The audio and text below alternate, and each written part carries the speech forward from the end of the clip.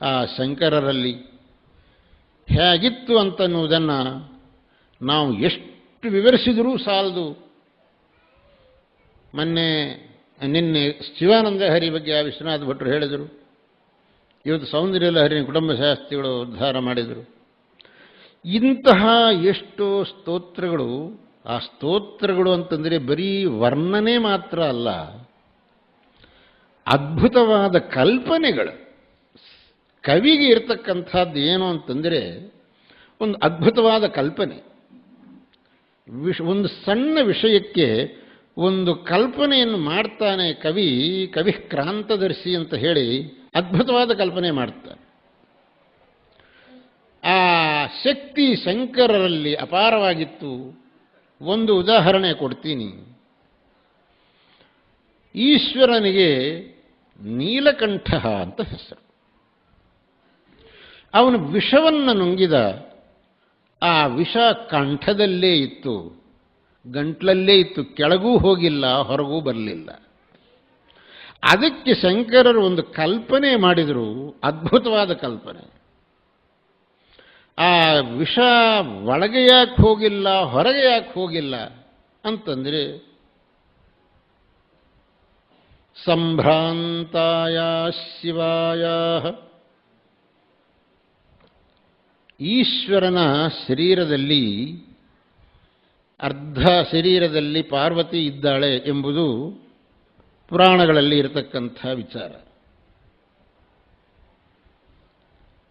ಹಾಗೆ ಇನ್ನೊಂದು ಸಂದರ್ಭದಲ್ಲಿ ಈಶ್ವರನ ಶರೀರದಲ್ಲಿ ಅರ್ಧ ಶರೀರದಲ್ಲಿ ವಿಷ್ಣು ಇದ್ದ ಎಂಬುದು ಇನ್ನೊಂದು ಪೌರಾಣಿಕವಾದಂತಹ ಒಂದು ವಿಚಾರ. ಹಾಗಾಗಿ ಈಶ್ವರನ ಶರೀರದಲ್ಲಿ ಅರ್ಧ ಶರೀರದಲ್ಲಿ ಪಾರ್ವತಿ ಇದ್ದಾಳೆ, ಅರ್ಧ ಶರೀರದಲ್ಲಿ ವಿಷ್ಣು ಇದ್ದಾನೆ ಎಂಬುದನ್ನು ಮನಸ್ಸಿನಲ್ಲಿ ಇಟ್ಟುಕೊಂಡು ಒಂದು ಕಲ್ಪನೆ ಮಾಡಿದರು. ಸಂಭ್ರಾಂತಾಯ ಶಿವಾಯ, ಆ ಈಶ್ವರ ಆ ಹಾಲಾಹಲವನ್ನು ಬಾಯಲ್ಲಿ ಇಟ್ಕೊಂಡ ಕೂಡಲೇ ಒಂದು ಬದಿಯಲ್ಲಿದ್ದ ಪಾರ್ವತಿಗೆ ಒಂದು ರೀತಿಯಾದ ಹೆದರಿಕೆ ಆಯಿತು, ಇನ್ನೊಂದು ಬದಿಯಲ್ಲಿರುವ ವಿಷ್ಣುವಿಗೆ ಇನ್ನೊಂದು ರೀತಿಯಾದ ಹೆದರಿಕೆ ಆಯಿತು. ಏನು ಹೆದರಿಕೆ ಆಯಿತು ಅಂತಂದರೆ, ಆ ಪಾರ್ವತಿಗೆ ಆ ಹಾಲಾಹಲ ವಿಷ ಈಶ್ವರನ ಹೊಟ್ಟೆ ಒಳಗೆ ಹೋದರೆ ಅವನಿಗೆ ಎಲ್ಲಿ ಅಪಾಯ ಬರುತ್ತೇನೋ ಅಂತ ಅವಳಿಗೆ ಹೆದರಿಕೆ ಆಯಿತು. ಅದು ಹೆಂಗಸರಿಗೆ ತನ್ನ ಪತಿಯ ಬಗ್ಗೆ, ತನ್ನ ಪತಿಗೆ ಯಾವ ರೀತಿಯಾಗಿಯೂ ತೊಂದರೆಯಾಗಬಾರದು, ತನ್ನ ಪತಿ ಸರ್ವದಾ ಕ್ಷೇಮದಿಂದಿರಬೇಕು ಅಂತನ್ನುವುದು ಒಬ್ಬ ನಾರೀಮಣಿ, ಒಬ್ಬ ಪತಿವ್ರತೆಯ ಮನಸ್ತತ್ವ. ಭಾರತೀಯ ನಾರೀಮಣಿಯ ಮನಸ್ತತ್ವವನ್ನು ಆ ಪಾರ್ವತಿಯಲ್ಲಿ ಅಧ್ಯಾರೋಪಿಸಿ ಶಂಕರರು ಆ ಪಾರ್ವತಿ ಆ ಹಾಲಾಹಲ ವಿಷ ಒಳಗೆ ಹೋಗಬಾರದು ಅನ್ನೋದಕ್ಕೋಸ್ಕರವಾಗಿ ನೀನು ಹೊರಟು ಹೋಗು ಅಂತ ಆ ವಿಷಕ್ಕೆ ಹೇಳ್ತಾ ಇದ್ದ. ಹೊರಗೆ ಹೊರಟು ಹೋಗು ಅಂತ.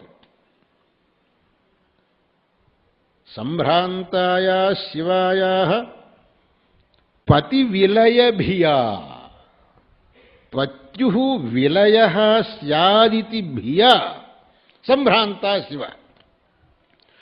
ಸಂಭ್ರಾಂತಾಯ ಶಿವಾಯ ಪತಿವಿಲಯ ಭಿಯ. ಇನ್ನು ವಿಷ್ಣುವಿಗೇನು ಅಂತ, ವಿಷ್ಣುವಿಗೆ ಆ ಹೆದರಿಕೆ ಇಲ್ಲ.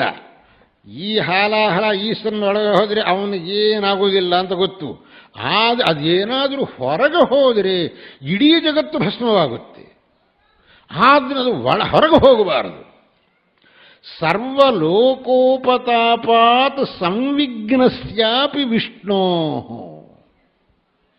ವಿಷ್ಣುವಿನ ಭಯ ಏನಂದ್ರೆ, ಇದು ಹೊರಗೆ ಹೋದರೆ ಈ ಸಮಸ್ತ ಜಗತ್ತು ಭಸ್ಮವಾಗುತ್ತೆ, ಇದು ಹೊರಗೆ ಹೋಗಬಾರದು ಅಂತೇಳಿ. ಆದ್ದರಿಂದ ವಿಷ್ಣು ಏನು ಮಾಡ್ತಿದ್ದ, ಒಳಗೆ ಹೋಗು ಅಂತಿದ್ದ. ಪಾರ್ವತಿ ಹೊರಗೆ ಹೋಗು ಅಂತಿದ್ದಳು ಪಾರ್ವತಿ. ಸಂಭ್ರಾಂತಾಯ ಶಿವಾಯ ಪತಿವಿಲಯಭಿಯ ಸರ್ವಲೋಕೋಪತಾಪಾತ್ ಸಂವಿಘ್ನಸ್ಯಾಪಿ ವಿಷ್ಣೋ ಸರಭಸಂ ಉಭಯೋ ವಾರಣ ಪ್ರೇರಣಾಭ್ಯಾಂ. ಮಧ್ಯೆ ತ್ರೈಸಂಕವೀಯಾಂ ಅನುಭವತಿ ದಶಾಂ ಯತ್ರ ಹಾಲಾಹಲೋಷ್ಮ ಸೋಯಂ ಸರ್ವಾಪದಾಂ ನ ಶಮಯತು ನಿಚಯಂ ನೀಲಕಂಠಸ್ಯ ಕಂಠಃ. ಇದು ಎಂತಹ ಕಲ್ಪನೆ! ಯಾವ ಕಾಳಿದಾಸ, ಯಾವ ಶ್ರೀಹರ್ಷ, ಯಾವ ಭವಭೂತಿ, ಯಾವ ಮಾಘ, ಯಾವ ಭವಭೂತಿ, ಯಾವ ಭಾರವಿ ಈ ಕಲ್ಪನೆಯನ್ನು ಮಾಡತಕ್ಕಂಥ ಶಕ್ತಿ ಅವರು ಯಾರಿಗಿಂತಲೂ ಕಡಿಮೆ ಇದೆ ಶಂಕರರಿಗೆ. ಹೇಳ್ತಾರೆ ಶ್ರೀಹರ್ಷನಿಗೆ ಅಪಾರವಾದ ಕಲ್ಪನಾಶಕ್ತಿ ಇತ್ತು ಅಂತ ಹೇಳಿ. ಇದಕ್ಕಿಂತಲೂ ಮೀರಿದ ಕಲ್ಪನಾಶಕ್ತಿಯೇ ಶ್ರೀಹರ್ಷನದು, ಇದಕ್ಕಿಂತಲೂ ಮೀರಿದ ಕಲ್ಪನಾಶಕ್ತಿಯೇ ಭಾರವಿಯದು ಅಥವಾ ಮಾಘನದು. ಇಂತಹ ರಸವತ್ತರವಾದ ಶ್ಲೋಕಗಳನ್ನು ಶಂಕರರ ಕಾವ್ಯ ಸಾಹಿತ್ಯದಲ್ಲಿ ನಾವು ಧಾರಾಳವಾಗಿ ನೋಡಬಹುದಾಗಿದೆ. ಅವರ ಶಿವಕೇಶಾದಿ ಪಾದಾಂತ ಸ್ತೋತ್ರದಲ್ಲಿ ಇರತಕ್ಕಂತಹ ಶ್ಲೋಕ ಇದು. ಅವರು ವಿಷ್ಣು ಪಾದಾದಿ ಕೇಶಾಂತ ಸ್ತೋತ್ರವನ್ನು ಮಾಡಿದರು, ಶಿವಕೇಶಾದಿ ಪಾದಾಂತ ಸ್ತೋತ್ರವನ್ನು ಮಾಡಿದರು. ಅದಕ್ಕೆ ಶಂಕರರಿಗೆ ಶಿವಕೇಶವರಲ್ಲಿ ಅಭೇದ ಎಂಬತಕ್ಕಂಥದ್ದು ಶಂಕರರದ್ದು. ಅದಕ್ಕೆ ನಮ್ಮ ಪರಮೇಷ್ಠಿ ಗುರುಗಳು ಸಚ್ಚಿದಾನಂದ ಶಿವಾಭಿನವ ನೃಸಿಂಹ ಭಾರತೀ ಮಹಾಸ್ವಾಮಿಗಳು ಶಂಕರಾಚಾರ್ಯರನ್ನು ಸ್ತೋತ್ರ ಮಾಡುವಾಗ ಅವರಿಗೆ ಒಂದು ವಿಶೇಷಣವನ್ನು ಹೇಳಿದರು. ವಿಷ್ಣುವೀಶ ಭೇದ ಮತಿ ವಾರಣ ಪಂಚವಕ್ತ್ರ ಅಂತ. ವಿಷ್ಣುವೀಶರಲ್ಲಿ ಭೇದ ಬುದ್ಧಿ ಎಂಬತಕ್ಕಂತಹ ಗಜವನ್ನು ಸಂಹಾರ ಮಾಡುವುದರಲ್ಲಿ ಸಿಂಹನಂತಹ ಅವರು ಶಂಕರರು.